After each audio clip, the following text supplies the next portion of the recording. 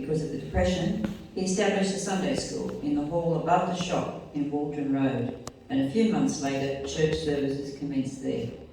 A building was planned and constructed in 1932, and because of the Depression, labour was abundant and free.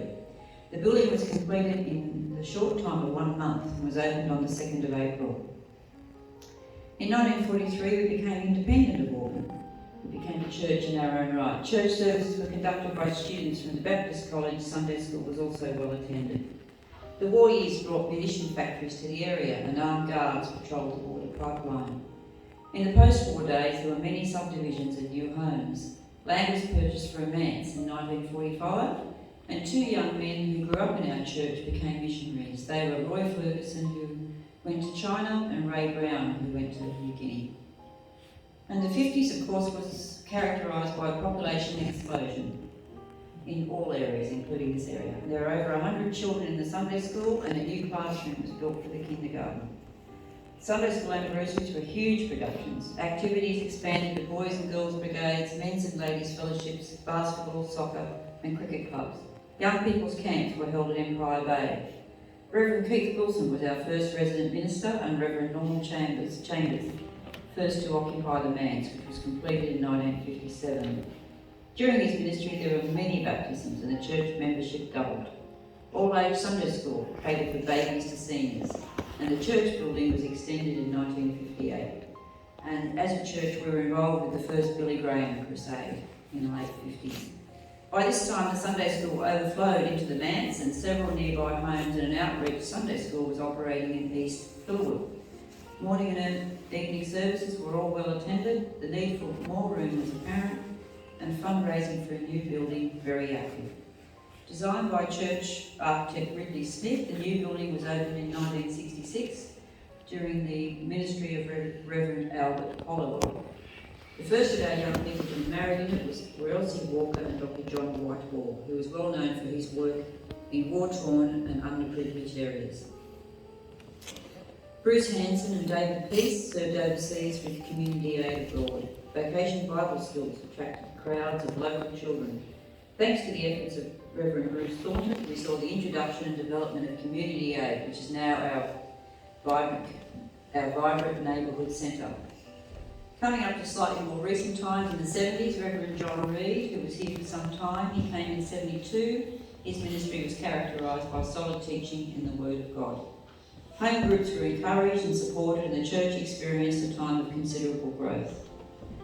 Following the fall of Vietnam, we welcomed the first wave of boat people who arrived at the Migrant Centre in Gurney Road. 1979 was our Jubilee year, and special services, celebrations and reunions were held throughout the 12 months. And we come to the 80s. With our church paid for, an interim period between pastors gave us the opportunity to revamp the original church building, which had become an all-purpose hall. During the ministry of Peter and Val Page, a playgroup was formed for mothers with young children, and this continued to be an outreach to local families until recently.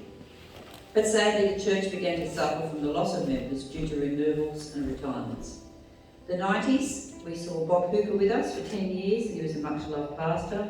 He took an active role in the management of the neighbourhood centre.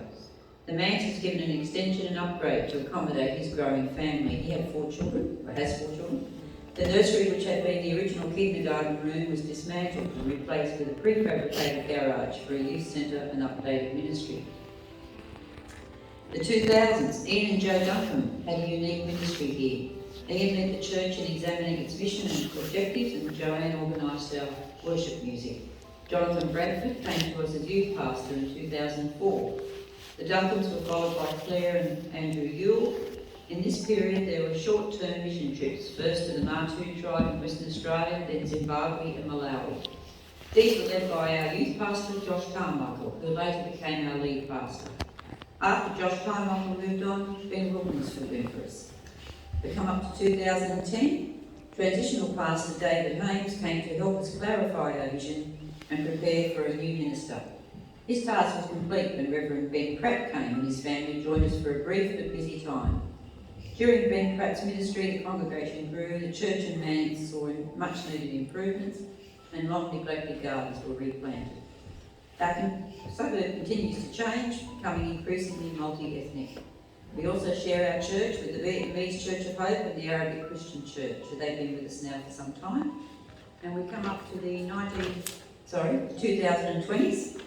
In May 2019, we were grateful to receive Reverend David from a Korean Australian whose heart is for multicultural ministry and whose pastoral and teaching gifts are a blessing and benefit to us. He is equipped to understand and cater to the needs of a diverse congregation such as ours. As lead pastor from September of the same year, 2019, David led new ministries such as newcomers, more life groups, and developing Sunday school and youth ministry for the future. Under Reverend David's leadership during the pandemic situation, there have been regular online and offline services and evangelism for neighbours.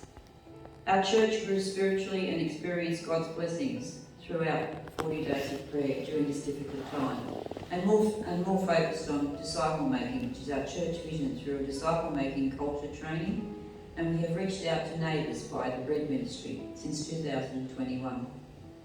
Pastor Um's kids lead powerful music during the global pandemic and lockdown, and I know it's very much appreciated by us all.